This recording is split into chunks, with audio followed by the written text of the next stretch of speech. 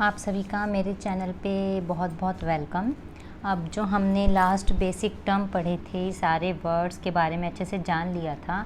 अब देखिए ये उसी चैप्टर का MCQs हैं। यहाँ पे सारे आपको क्वेश्चंस दिए हैं। इसमें मैं आपको थोड़ा समझा देती हूँ, आपको थोड़ा इजी हो जाएगा क्योंकि इन्होंने काफ़ी क्वेश्चन दिए हैं जो पूरे चैप्टर को आराम से कवर कर रहे हैं। ठीक है, आप मेरे चैनल को सब्सक्राइब करें, प्लीज़ सब्सक्राइब करना ना भूलें, ठीक है ना, और लाइक भी करें, और अगर किसी को नीड हो तो आप प्लीज़ शेयर भी करें। चलिए चलते हैं हम अपने पहले MCQ की तरफ। ये पहला है कैपिटल इज़। कैपिटल क्या है? पहला है कैपिटल इज़। देखिए कैपिटल क्या है? इंटरनल लायबिलिटी है, एक्सटर्नल लायबिलिटी है, internal as well as external liability है, या फिर नन ऑफ दीज है। देखिए इसमें वैसे मैंने पहले से ही इसमें ऑप्शंस लगाए हुए हैं, ठीक है ना, बट फिर भी मैं आपको कंफर्म कह रही हूँ कि अगर मैं आपको नॉर्मली भी बताती चलूँ तब भी आप आसानी से इसे सीख जाएंगे और आप खुद भी आंसर निकाल लेंगे, ठीक है ना। अब हम इसे पढ़ते हैं।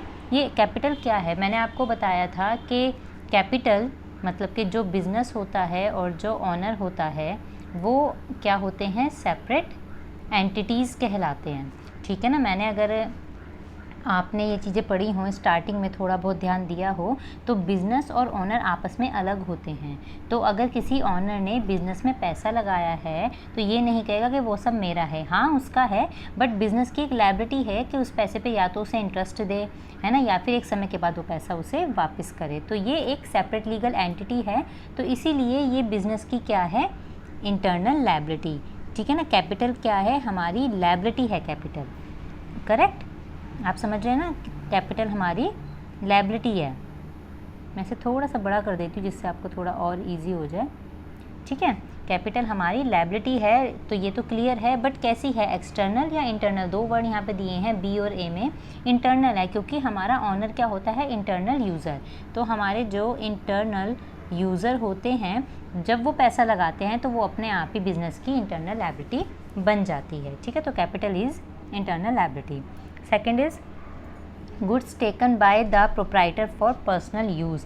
देखिए हमने मान लिया, हमने मतलब प्रोप्राइटर ने, मतलब ऑनर ने, जो उस बिज़नेस को चला रहा है, उस बंदे ने अपने पर्सनल यूज़ के लिए, अपने खुद के निजी काम के लिए कुछ माल ले लिया। लाइक आपकी स्टेशनरी की दुकान थी, आपने उसमें से कुछ सामान लिया, पेन वेन लिए, थोड़ा बहुत कोई बुक्स वगैरह लिए अपने घर में बच्चों के लिए, और अपने घर पर ले गए। तो आपने उसे पर्सनल यूज़ के लिए लिया ना, तो वो क्या कहलाएंगी? ड्राइंग। ड्राइंग क्या होता है? निजी खर्चे, तो ये कहलाएगी ड्राइंग। ये सेल नहीं है क्योंकि आप ये अपने घर में ले गए अपने पर्सनल यूज़ के लिए, ये परचेज़ नहीं है, परचेज़ का तो कोई मतलब ही नहीं बनता, ठीक है। तो ये हमारी ड्राइंग है, निजी खर्चा ये हमारा।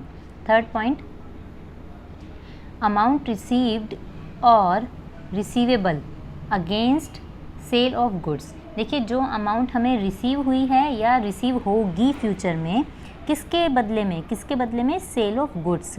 हमने जो माल बेचा है उसके बदले में जो हमें अमाउंट मिलेगी वो क्या होगी?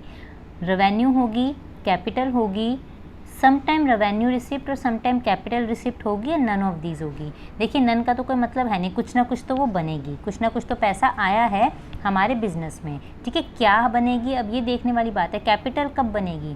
कैपिटल देखो तब बनेगी जब कोई लॉन्ग टर्म की बात हो रही है, ठीक है। जैसे हमने कोई एसेट खरीद ली, ठीक है ना, या फिर एसेट बेच दी, तो ये चीज़ें होती हैं कैपिटल से रिलेटेड। बट जब आपका नॉर्मल रूटीन में सेल हो रहा है गुड्स, आपका नॉर्मल डीलिंग चल रही है, आप डील कर रहे हो किसी गुड्स में, ठीक है ना, तो वो जो आपका पैसा आएगा वो रेवेन्यू होगा, उसे वो 1 साल के अंदर अंदर आपका कवर हो जाएगा, इसलिए वो रेवेन्यू होगा। तो इसका पॉइंट है ए, ठीक है। क्लियर है आई थिंक आपको।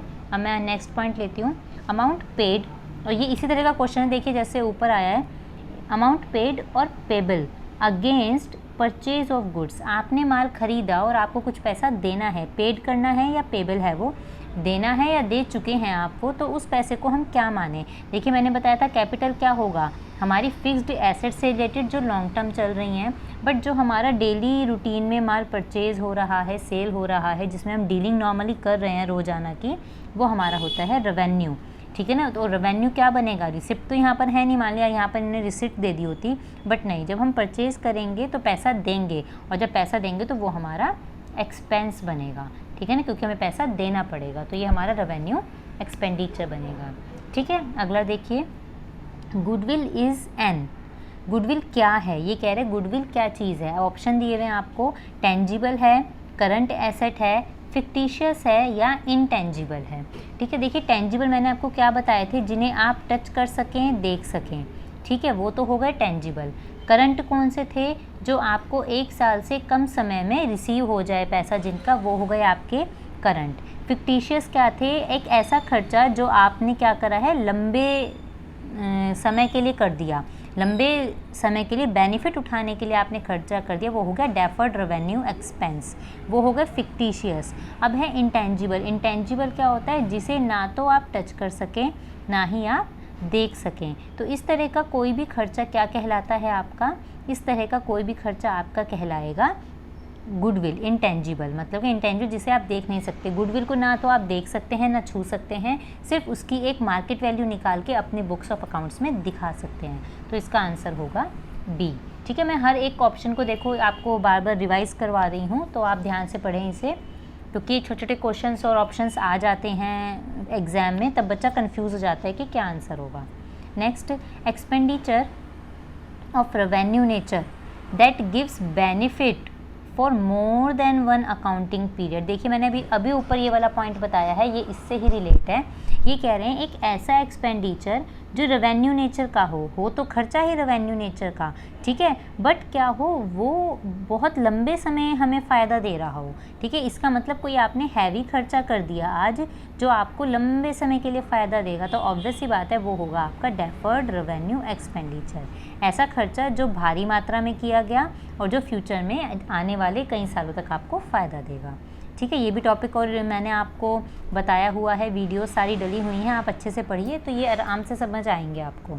Next, a person who owes money to a firm against goods sold. ये कह रहे हैं माल जब हमने बेचा तो उसके बदले में जो हमें मनी मिली जिस बंदे से, ठीक है ना, तो वो क्या कहलाएगा। देखिए जब हम माल बेचते हैं, ठीक है, तो वो सामने वाला बन जाता है हमारा देनदार। जब हमने माल बेचा तो हमारे पास पैसा आएगा, क्या होगा, हमारे पास पैसा आएगा, पैसा होगा इन, हमारे पास पैसा आएगा, लेकिन किससे आएगा, ठीक है ना, हमारे पास आएगा सामने वाले बंदे से, जो बनेगा हमारा देनदार। वो हमारा देनदार है, मतलब वो हमें पैसा देगा। जब वो हमें पैसा देगा तो हमें क्या होगा, फ़ायदा होगा माल बेचकर, तो उसे हम क्या बोलते हैं, डेटर। ठीक है, इसमें बी साइलेंट होता है, इसे डेटर बोलते हैं, तो ये डेटर है। तो who owes money to a firm, मतलब कि कौन आपके फर्म में पैसा देगा, कौन आपको पैसा देगा, वो देगा देनदार, डेटर। वैसे भी सेल का रिलेशन सीधा सीधा डेटर से ही होता है। नेक्स्ट क्वेश्चन इससे अपोजिट है एकदम, यहाँ पे परचेज की बात की गई है। ये कह रहे हैं a person to whom money is owed by a firm. अब यहाँ पर मतलब फर्म कर्जदार बन गई, बाय अ फर्म ने पैसा ले लिया उधारी पे, इसका मतलब उसने माल परचेज़ किया और अब तक पैसा नहीं दिया। अब फर्म के सिर पे एक लायबिलिटी है कि उसे समय पे पैसा पे करना है, तो इसका मतलब ऑड बाय अ फर्म। अब फर्म ने अपने सिर पे एक जिम्मेदारी ले ली कि हम पैसा देंगे। जब हम पैसा देंगे, ठीक है ना, तो सामने वाला क्या बनेगा, लेनदार, लेने वाला इंसान बनेगा, और जो लेनदार है वो होता है हमारा क्रेडिटर। ठीक है ना, जिससे हमने माल को परचेज़ किया है वो होता है हमारा क्रेडिटर, तो इसका ऑप्शन होगा क्रेडिटर। अगला पॉइंट, इसमें ये कह रहे हैं purchase refers to the purchase of. इसमें क्या है, जो बार बार वर्ड आता है परचेज ऑफ गुड्स, तो वो परचेज क्या है, किस चीज़ की परचेज है, क्या वो एसेट की कोई परचेज है, ठीक है, या फिर वो कोई गुड्स की परचेज है, क्या हम कोई स्टेशनरी की परचेज कर रहे हैं, या इनमें से कोई नहीं। देखिए इनमें से कोई नहीं तो हम बाद में देखेंगे डी ऑप्शन को, बट पहले हम इन तीनों ऑप्शन को समझते हैं। सबसे पहले गुड्स फॉर रीसेल, अगर आपने कोई माल खरीदा, ठीक है ना, और उसे आगे बेचा, तो ऑब्वियस सी बात है वो आपकी परचेज होगी बिजनेस की, क्योंकि आपने रीसेल के लिए उसे रख लिया अपने पास, आप इसका मतलब आगे उसे बेचेंगे, इसलिए आपने वो ख़रीदा है। ठीक है, एक है एसेट आपने ख़रीदी। अरे अगर आप एसेट ख़रीदेंगे फैक्ट्री के लिए तो वो रूटीन में थोड़ी ख़रीद रहे हैं, तो उसे परचेज़ नहीं कहा जाएगा, उसे नॉर्मल एक फिक्स एसेट की लॉन्ग टर्म इन्वेस्टमेंट कहा जाएगा।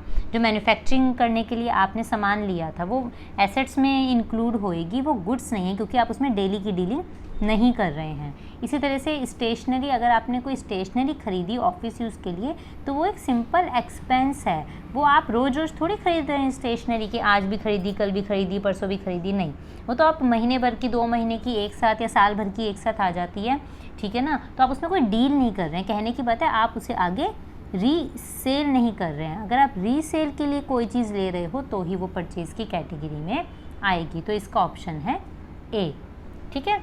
अब अगला देखते हैं, अ लायबिलिटी अराइजेज बिकॉज ऑफ, एक लायबिलिटी क्यों अराइज होती है, किस वजह से। देखिए अगर हमने कोई कैश की ट्रांजैक्शन कर दी तो ऑब्वियस सी बात है वो पैसे का लेन देन तो तभी के तभी निपट गया, ठीक है ना, हम उसमें आगे अब कंटिन्यू से नहीं करने वाले हैं, वो वहीं के वहीं बात ख़त्म हो गई। अच्छा, अगर कैश भी है, क्रेडिट भी है, तो क्या लायबिलिटी अराइज होगी। देखिए जब कैश है तो ऑब्वियस सी बात है, जब कैश है इसका तो ऊपर सारा समाधान हो ही गया है, ठीक है ना। साथ साथ क्रेडिट भी है तो सिर्फ क्रेडिट और क्रेडिट की होगी, तो सिर्फ क्रेडिट की होगी, इस वजह से सिर्फ क्रेडिट वाला ऑप्शन हम चूज़ करेंगे, दोनों का एक साथ वाला ऑप्शन चूज़ नहीं होगा। तो जहाँ पर सिर्फ और सिर्फ उधार माल हम ले रहे हैं, ठीक है ना, उसके बदले में हमें पैसा देना है एक समय के बाद, वो हमारी क्रेडिट ट्रांजैक्शन लायबिलिटी अपने आप ही बन जानी है। अगला point, the amount invested by the proprietor in a business is called, ये कह रहे हैं जो अमाउंट इन्वेस्ट करी प्रोप्राइटर ने, ऑनर ने, ठीक है ना, वो क्या है बिजनेस में, उसे क्या कहा जाएगा, कैश कहेंगे, नहीं, लोन तो बाहर से लिया जाता है, रेवेन्यू तो सेल परचेज करते हैं, गुड्स की दबाती है, ठीक है ना, कैपिटल, हाँ, कोई भी इन्वेस्टमेंट जो ऑनर करेगा बिजनेस को चलाने के लिए वो कहलाई जाएगी कैपिटल, ठीक है। अब चलते हैं अगले क्वेश्चंस पे। देखिए यहाँ पर भी एक क्वेश्चन दिया गया है, मैं इसे सही कर देती हूँ जी। अब यहाँ पर एक क्वेश्चन है अगला, स्टॉक इज़ वैल्यूड एट, देखिए मैंने आपको, अगर आपने स्टॉक वाली मेरी वीडियो देखी हो तो उसमें मैंने लास्ट में आपको बताया था कि स्टॉक को वैल्यू कैसे करते हैं। तो स्टॉक को वैल्यू कैसे करते हैं, जो भी कॉस्ट है स्टॉक की, जो भी आपके पास फ़िलहाल माल की वैल्यू है और उस वक्त उस माल की मार्केट में क्या वैल्यू चल रही है, ठीक है ना, मार्केट का क्या MRP है, उसका क्या रेट चल रहा है मार्केट में, इसमें से जो भी क्या होगा लोअर, जो भी लो वैल्यू होगी उसी पे आपका स्टॉक लिखा जाएगा, दिखाया जाएगा। तो इसी तरह से इसमें अगर आप देखें कॉस्ट और net utilizable value whichever is lower, तो इन्होंने पहले ऑप्शन में ही दे दिया विच एवर इज़ लोअर, तो जो भी लो होगा इसमें से वही आपका स्टॉक की वैल्यू बनेगा, बाकी ऑप्शन आपको देखने की ऐसी नीड नहीं है सॉरी। अगला point, bank overdraft is, bank overdraft क्या है। देखिए बैंक से अगर रिलेटेड है तो ऑब्वियस सी बात है शॉर्ट टर्म होगा, ठीक है, कंटीजेंट नहीं होगा, कंटीजेंट मतलब कि कुछ कन्फ्यूज़न है किसी लायबिलिटी में, वो पक्का नहीं हो पा रही है, ये आगे पढ़ेंगे हम, ठीक है ना, तो ऐसी ये कोई लायबिलिटी नहीं है। अच्छा, इन्होंने हर जगह लायबिलिटी दिया है तो ये तो कंफर्म है कि ये एक लायबिलिटी है, ठीक है। अच्छा, लॉन्ग टर्म ये इसलिए नहीं हो सकती क्योंकि बैंक अपने आप में क्या है, हर साल अपना चिट्ठा बना के रखता है, अपनी पासबुक में एंट्रीज करवाता है और साल के एंड में बैंक स्टेटमेंट चेक किए जाते हैं, इसी वजह से ये एक साल से नीचे के लिए चलता है, तो नीचे का मतलब शॉर्ट टर्म है, साफ बात है। और यहाँ पर नन ऑफ दिस का तो कोई मतलब नहीं, क्योंकि ये शॉर्ट टर्म ही लायबिलिटी है, ये बिज़नेस की लायबिलिटी है, क्योंकि बिज़नेस ने फालतू का पैसा एक तरह से बैंक से ले लिया उधारी पे जो उसे देना है, और शॉर्ट टर्म है क्योंकि एक साल के अंदर एडजस्ट करवाना है, ठीक है। Next, which of the following is not a business transaction, business की ट्रांजैक्शन कौन सी नहीं है, ये कह रहे कौन सी नहीं है, ध्यान देना क्वेश्चंस पे कि क्या पूछ रहे हैं, कौन सी है या कौन सी नहीं है, ठीक है। पहला पढ़ते हैं, bought furniture of ₹25,000 for business, ये कह रहे बिज़नेस के लिए 25,000 का हमने फ़र्नीचर ख़रीदा। देखिए जब आप फर्नीचर ख़रीद रहे हैं तो ये कोई बिज़नेस की ट्रांजैक्शन है नहीं है, क्योंकि आप ये बिज़नेस के लिए ख़रीद रहे हैं, तो इसका मतलब ये ऑप्शन तो नहीं आएगा क्योंकि ये बिज़नेस की ट्रांजैक्शन है। Paid for salaries to employees, आप अपने एम्प्लॉयज़ को पैसा दे रहे हैं, ऑब्वियस सी बात है आप अपने P&L में इसे शो करेंगे, कहाँ शो करेंगे, P&L में शो करेंगे, इसका मतलब ये बिज़नेस की ट्रांजैक्शन है, इसका मतलब ये ऑप्शन भी नहीं आएगा।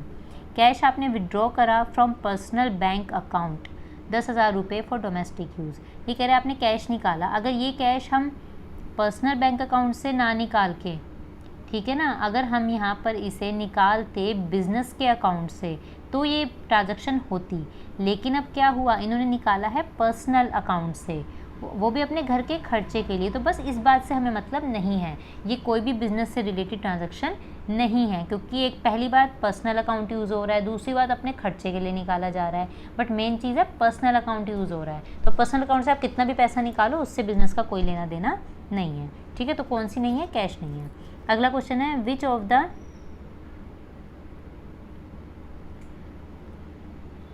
ये कह रहे हैं विच of the following is not a fixed asset. कौन सी फिक्स एसेट नहीं है? नहीं है मतलब फिक्स एसेट मतलब जो लॉन्ग टर्म नहीं चलने वाली है। बिल्डिंग 1 साल से ज़्यादा चलती है, प्लांट मशीनरी 1 साल से ज़्यादा चलती है, गुडविल आपकी फिक्स्ड एसेट है, इनटेंजिबल एसेट है जो आप देख नहीं सकते लेकिन आपको काफ़ी समय का बेनिफिट देती है, लॉन्ग टर्म बेनिफिट देती है। बैंक, जहाँ बैंक आ गया वो अपने आप ही एक शॉर्ट टर्म है, और जब वो शॉर्ट टर्म है तो वो फिक्स अपने आप ही नहीं है। तो इसके हिसाब से आंसर हुआ सी। ठीक, next, which of the following is not a long term liability. अब यहाँ पर भी नॉट ही पूछ रहे हैं, लॉन्ग टर्म नहीं है। देखिए टर्म लोन ये 1 साल से ज़्यादा समय के लिए लिए जाते हैं, कैपिटल 1 साल से ज़्यादा समय के लिए आप इन्वेस्ट करते हैं जो लंबे समय चले। डिबेंचर्स ये इस एक तरह से शेयर का ही दूसरा रूप हो गया, आप कह सकते हैं। ये बहुत डिटेल वाली बातें हैं, ये मैं अभी आपको नहीं बता सकती हूँ, बट डिबेंचर एक तरह से बॉन्ड है और ये लॉन्ग टर्म लायबिलिटीज़ होते हैं क्योंकि लंबे समय के लिए इन्वेस्टमेंट होती है ये भी। ठीक है ना, लंबे समय का लोन होता है, एक तरह से लोन ही होता है ये लोन का दूसरा नाम है।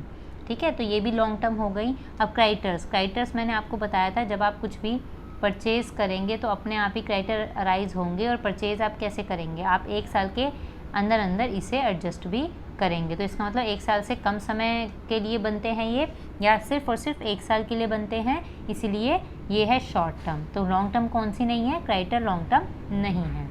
अगला, which of the following are goods. ये कह रहे गुड्स कौन सा है? Sorry for that voice. पढ़ते हैं दोबारा से। Which of the following are goods. Goods कौन सा है? गुड्स का मतलब क्या होता है? जिसमें हम डेली की डीलिंग कर रहे हैं। ठीक है ना, तो देखिए मशीन परचेज करी फॉर सेल, वर्ड पे ध्यान दीजिएगा, फॉर सेल। फर्नीचर परचेज करा फॉर सेल। बुक्स और स्टेशनरी परचेज करी बाय द बुक सेलर।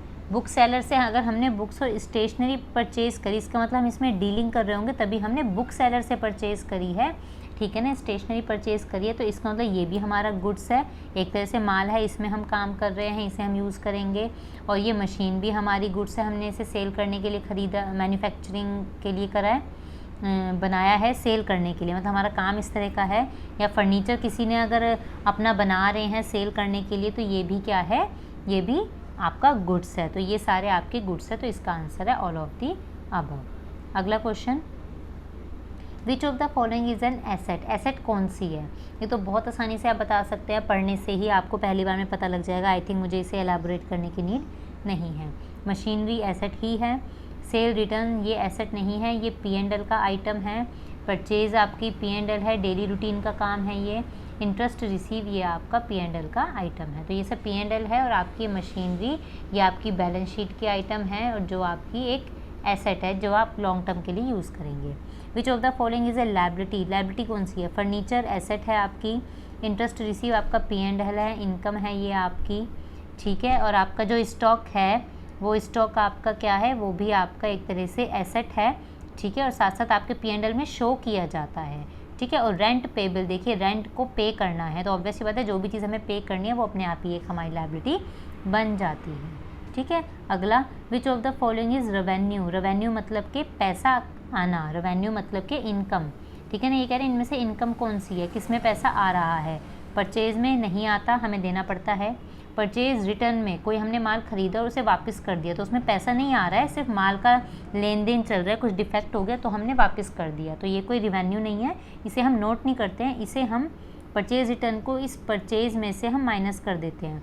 हम क्या करते हैं, परचेज़ में से माइनस करके परचेज़ रिटर्न, फिर वैल्यू दिखाते हैं परचेज़ की कितनी है। ठीक है, सैलरी पेबल ये आपका एक एक्सपेंस है, नॉर्मल एक्सपेंस है। तो रेवेन्यू, इनकम कहाँ से आएगी? सेल से। कोई भी माल बेचेंगे तो आपका रेवेन्यू होगा, तो ये आपका आंसर है। अगला, which of the following is not an expense. खर्चा कौन सा नहीं है? सैलरी खर्चा है, इलेक्ट्रिसिटी एक्सपेंस आपका खर्चा है, P&L की आइटम्स हैं दोनों। रेंट भी आपकी P&L की आइटम है। फर्नीचर ये आपकी क्या है? एसेट है, तो ये आपका खर्चा नहीं है, तो आंसर यही हुआ। ठीक है, अब चलते हैं नेक्स्ट और लास्ट पेज की तरफ। ये हमारा लास्ट वन है वर्क। उसके बाद कंप्लीट हो जाएगा ये वाला चैप्टर पूरी तरह से, फिर मैं एक नया चैप्टर आपके लिए लेकर आऊँगी। ठीक है, इसमें देखिए क्वेश्चन क्या कह रहे हैं, विच of the following is a business transaction, कौन सी बिजनेस ट्रांजेक्शन है, कौन सी है। मैं इसे थोड़ा सा बड़ा कर देती हूँ, हल्का सा इसे थोड़ा बड़ा कर लेते हैं, पढ़ने में आसानी हो जाएगी।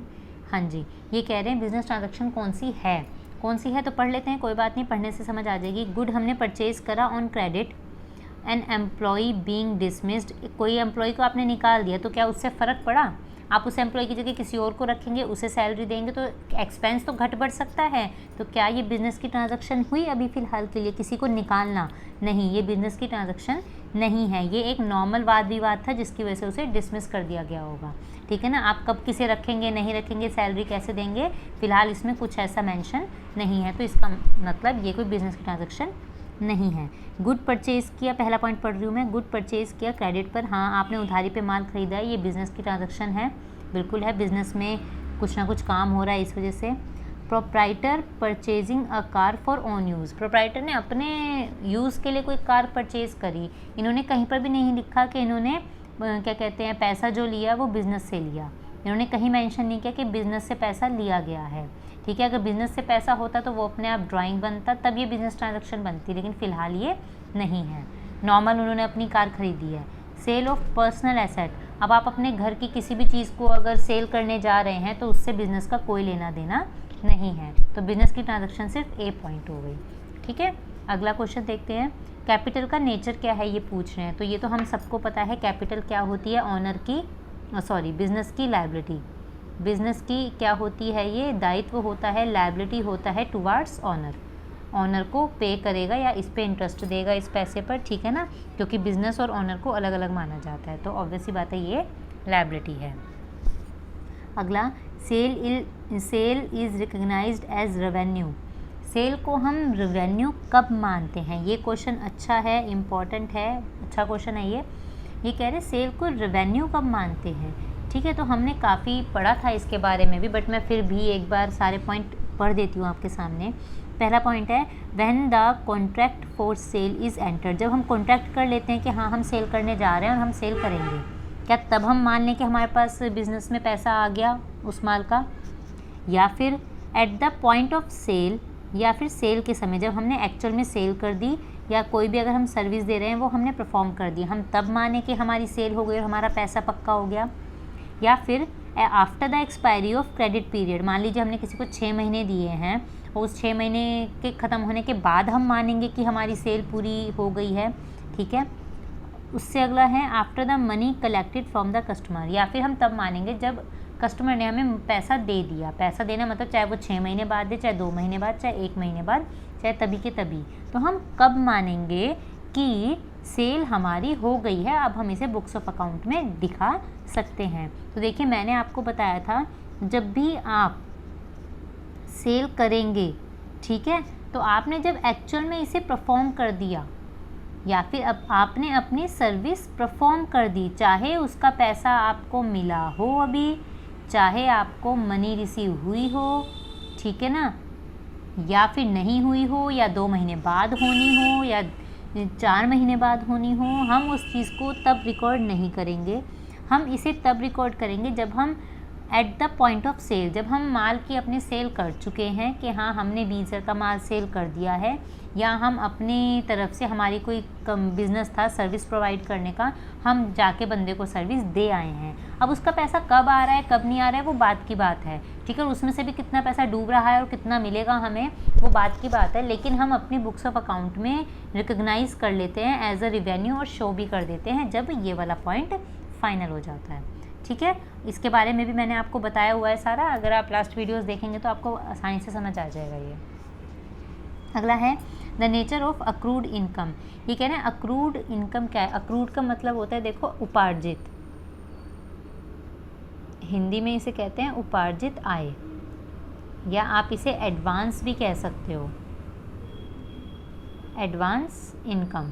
ठीक है, कई बार होता है कुछ पैसा आपको एडवांस मिल गया है तो वो आपका बेनिफिट हो गया ना, है ना, फ़िलहाल आपका वो बेनिफिट हो गया तो आप उसे अपनी एसेट में शो करेंगे, क्योंकि वो अभी का नहीं है, वो इस साल का नहीं है, वो अगले फ्यूचर का हमें पहले मिल गया पैसा तो हम उसे एसेट दिखाएंगे और अगले साल ही उसकी एडजस्टमेंट करेंगे, हम उसे रेवेन्यू नहीं दिखाएंगे।